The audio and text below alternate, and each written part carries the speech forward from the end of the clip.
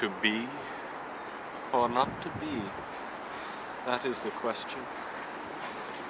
Whether 'tis nobler in the mind to suffer the slings and arrows of outrageous fortune, or to take arms against a sea of troubles, and by opposing end them, to die, to sleep no more, and by a sleep to say we end the heartache and the 1,000 natural shocks that flesh is heir to. 'Tis a consummation devoutly to be wished, to die, to sleep.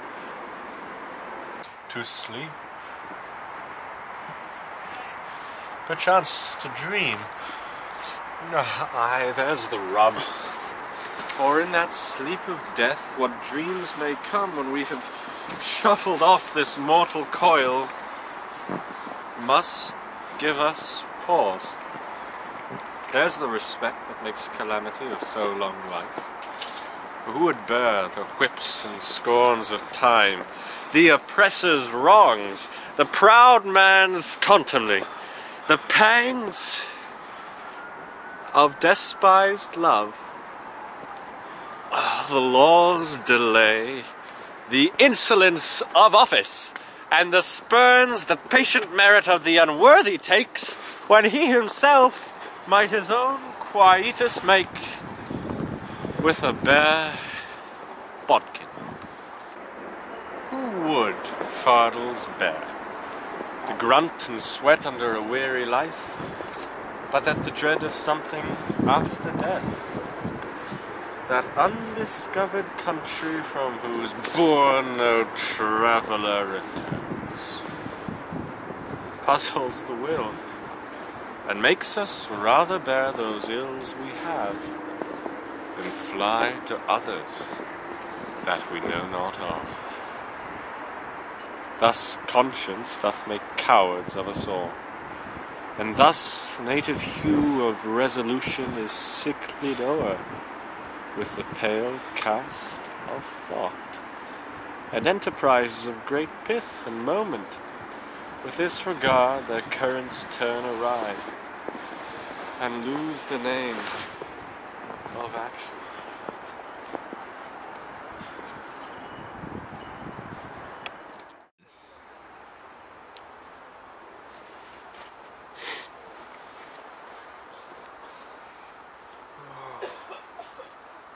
Soft, you know, the fair Ophelia, a nymph of thy horizons we all my sins remember. Good, my lord. How does your honor this many a day? I humbly thank you. Well.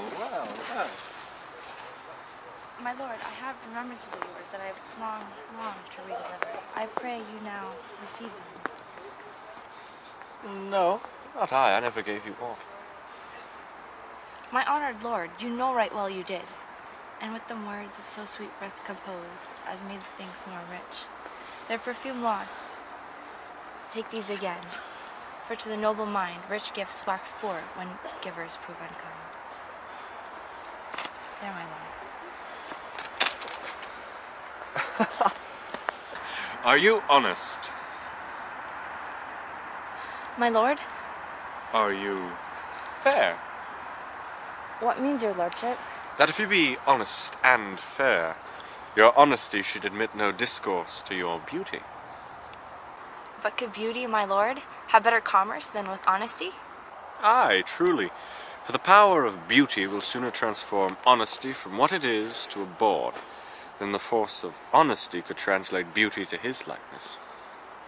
This was sometime a paradox, but now the time gives it proof. I loved you once.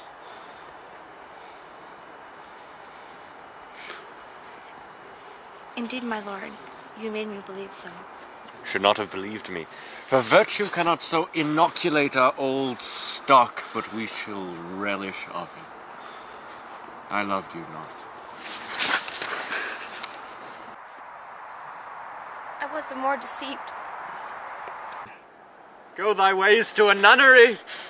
Why wilt thou be a breeder of sinners? I am myself indifferent honest, but Yet I could accuse me of such things that it were better my mother had not borne me. I am very proud, revengeful, ambitious, with more offences at my beck than I have thoughts to put them in, imagination to give them shape, or time to act them in.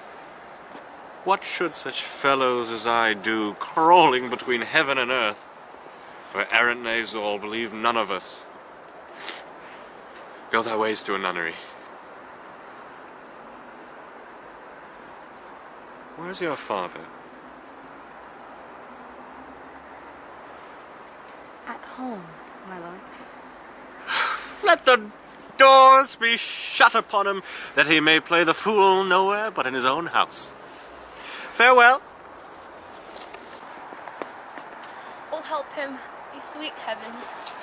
If thou dost marry, I'll give thee this plague for thy dowry. Be thou as chaste as ice, as pure as snow. Thou shalt not escape calumny. Go thy ways to a nunnery. Farewell.